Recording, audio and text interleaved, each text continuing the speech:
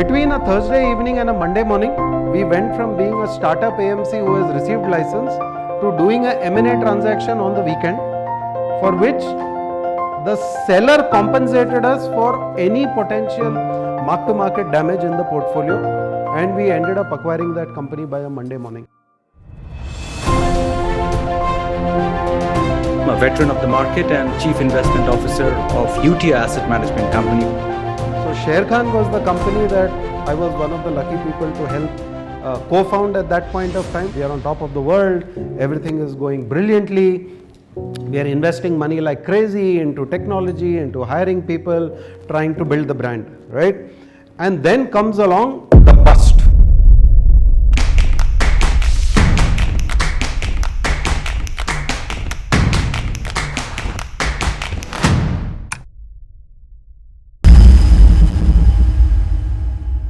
Twice in my life and my career, I sort of ended up in organizations which, loosely speaking, were sort of startups. They were not pure startups in the sense that me and another guy starting in a sort of garage or whatever it is, but these were both new businesses being sort of incubated by a larger organization or somebody who had the financial wherewithal. The first one I'll describe to you was in the year 1998, 1999. I was working with a securities broking house. So you do research, you then sort of position that research to institutional clients. That's pretty much what we did. And I was getting pretty bored. So I had been in the workplace for about 7 years. And 98, 99 was a very interesting time because that is when we discovered the internet. We started hearing about all the wonderful things that were happening in the US on the internet. All business models were getting sort of, put onto the internet. 5 of us, and it so happens that 3 of us were all batchmates from IIM Bangalore. We were working together in the same firm called at that time SSKI in Bombay. The 4th person, IIM Calcutta, 1992, he was a batchmate from undergrad of one of us, and the 5th person was somebody who had been in the broking industry for more than 20 plus years. So what happened essentially is that SSKI told us that, okay, if you guys are so keen to do something on your own, and our idea was, let's start stockbroking on the internet. SSKI, which was the company with which I worked, they effectively put a little bit of capital to get this new company going. It's a company which is now called Sher Khan by BNP Paribas, right? So Sher Khan was the company that I was one of the lucky people to help co-found at that point of time. We called it Sher Khan because we wanted a name which sort of had a more younger, evocative, sort of appeal, because SSKI stood for SS Kantilal Ishwarlal, and that didn't look like a name which could fly on the internet.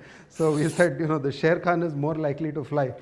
The initial team of 5 people over a period of, literally a year, etc., we hit 100 people. We managed to raise venture capital from HSBC Venture Capital. It was Carlyle and Intel, more because they were giving us the servers. We are on top of the world. Everything is going brilliantly. We are investing money like crazy into technology, into hiring people, trying to build the brand, right? And then comes along the bust. We are suddenly stuck with this huge investments we've made in technology, in people, in the brand, and the business is bleeding. It's also bleeding because it was too early, right? I mean, barely anybody had internet access, honestly, in 2000, right? Fast forward by 2001, any of you heard of Harshad Mehta? Oh, everybody's heard. Okay, good. Always bad names travel faster, but all of you know that there was that massive scandal, stock market scam which happened in 91, 92. How many of you have heard of Ketan Parekh? Okay, some, but not all. So Ketan Parekh was another Harshad-like figure, maybe slightly more mysterious and in the shadows. And this gentleman was once again using a lot of bank money, using other people's money to speculate in the market. Just like Harshad Mehta was sort of the bellwether of 91, Ketan was the bellwether of 2000, 2001. 2001, something goes wrong, he suddenly doesn't have the money and the market starts to collapse. Long story short, eventually the four of us who were part of that initial team, all three of us, IIM Bangalore, which is why it will never be called IIM Bangalore success story, because all of us sort of exited that venture in 2001. So moved on from Sher Khan, went back to becoming a fund manager again at Kotak Asset Management at that point of time. And then, life sort of carried on. Then I fast forward all the way to 2008. Suddenly somebody I knew from many years ago approached me and said, we are going to set up a new asset management company. Once again, it wasn't really a pure startup. Anybody in the room heard of a pharmaceutical group called Ranbaxy? Yeah. In 2008, the larger Ranbaxy group had a financial services business and they were trying to expand the business. And at the point where my conversations with them happened, they said, we have all this ability, we have a brand, so we want to create a full span of financial services business, and one of the things we want to do is the AMC. So again, about 8 or 10 of us who had all worked in asset management for 10 to 15 years came together in this company as sort of being the initial employees. The 10 of us who went into the company collectively owned about 8 to 10% of the company because we were helping it, get started. We all had the professional expertise. So in a way, once again, it was a little bit of an incubated setup, but a completely new company from scratch. Once again, reality intervenes, right? Anybody remember what happened in 2008? Yeah. Lehman Brothers, global financial crisis, right? Thankfully, we had some capital to get started with. We don't yet have the license. The interesting thing, collapse of Lehman actually became a life-changing event for me and for the business, because we received our license from SEBI somewhere in November of 2008. We get a call from somebody we know in the market saying, look, there is this company known as Lotus Mutual Fund. They have run into some financial problems. They want out of this company, but it has got to be done in the next 3 to 4 days because the fund has a problem. It has borrowed to meet redemptions and they are quickly running out of liquidity. So we had to execute a transaction to take over the business of Lotus Mutual Fund in the new company that we were creating, right? So as it turned out, the collapse of Lehman actually became the biggest opportunity for us and for the company in that sense. Because when we looked at the books, right, they had about 2,000 crores of investments, there was about 1,000 crore of borrowing. The paper was good, right? It wasn't that they had any poor papers, but basically post Lehman, all markets were in a state of panic. So if you went to the market and tried to sell not the top quality bonds, but a second tier or third tier bond, maybe a AA type of bond, there were no buyers for it. And people will bid you 20% YTM if you want me to buy the bond. So what we told the owners of Lotus Mutual Fund is that, look, this portfolio that you are saying is 2,000 crores. If we do the mark to market, it's not worth 2,000 crores. There's a big mark to market hit. We don't know if we can sell the bonds. So you compensate us for the potential mark-to-market hit, and the most critical thing that needed to be done is that somebody had to invest 2,000 crores in the schemes of the mutual fund by Monday morning. And as Providence would have it, Ranbaxy, the group, had just been sold to a Japanese company called Daiichi Sankyo, right? And the family that owned Ranbaxy actually had received 9,000 crores as a result of that transaction. Between a Thursday evening and a Monday morning, we went from being a startup AMC who has received license to doing a M&A transaction on the weekend, for which the seller compensated us for any potential mark-to-market damage in the portfolio, and we ended up acquiring that company by a Monday morning. So this company had its sort of origins literally in the throes of a crisis. Over the next 5 years, we built out the business. In 2013, Invesco, which is a Atlanta-based investment manager, manages close to $1 trillion. They came in, they bought a 49% stake in that company, and later in 2016, Invesco hiked its stake to 100% and took complete control of the company. If I were to connect these two instances, right, I would say Sher Khan, great fun, but net outcome not very satisfying. I'd put it more in sort of the failure categories in terms of the business outcome, not in terms of what I got to learn. Religare, which then became Invesco, hugely successful both from a professional point of view, personally satisfying, personally rewarding, right? It just tells you that so many things in life is just all about luck, right? I hate to break this to you, but everything that you might plan, everything that I've got it worked out to a T, there will be external events which will come in the way. Luck plays a role, like it or not. You just have to figure out how to deal with those challenges and move on, right? So, any of you heard of the boxer Mike Tyson? Yeah. So, Mike Tyson has a very famous phrase which goes, everybody has a plan till they get punched in the face, right? That to my mind is, one sort of reality that you have to deal with.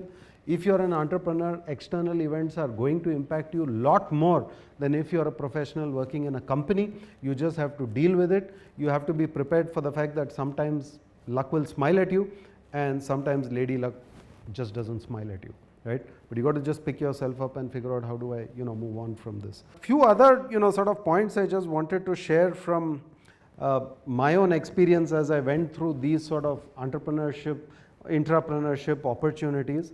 One is, we've all got to learn how to step outside of our comfort zone.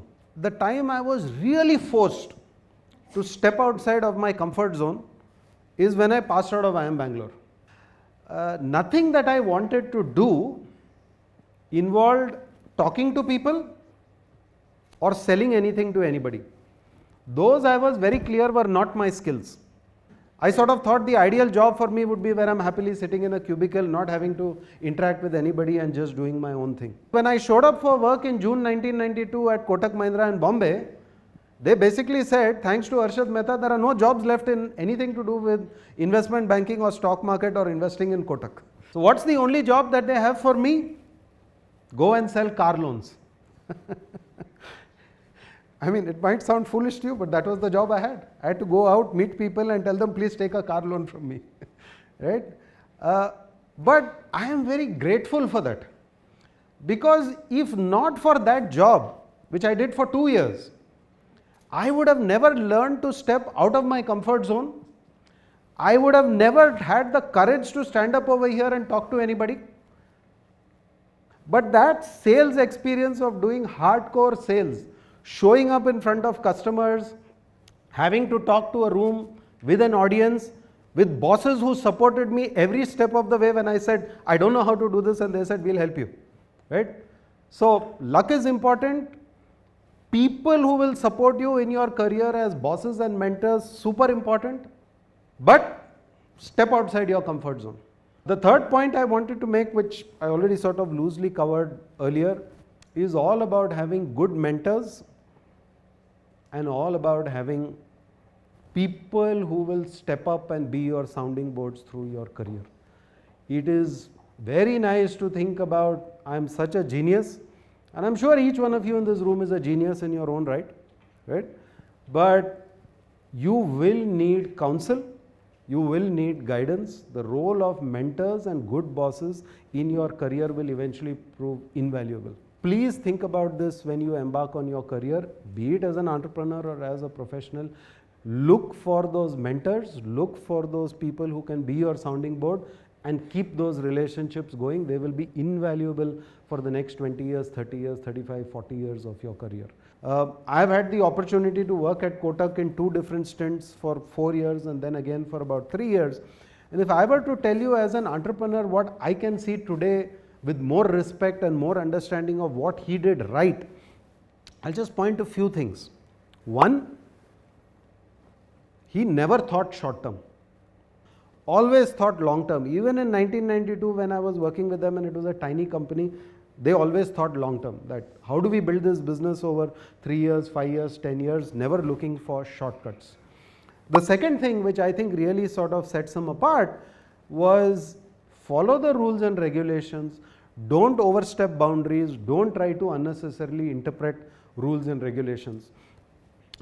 Particularly in the finance sector, remember you are dealing with multiple regulators depending on which business you talk about. It's RBI, it's IRDA, it's PFRDA, and of course it's SEBI, right?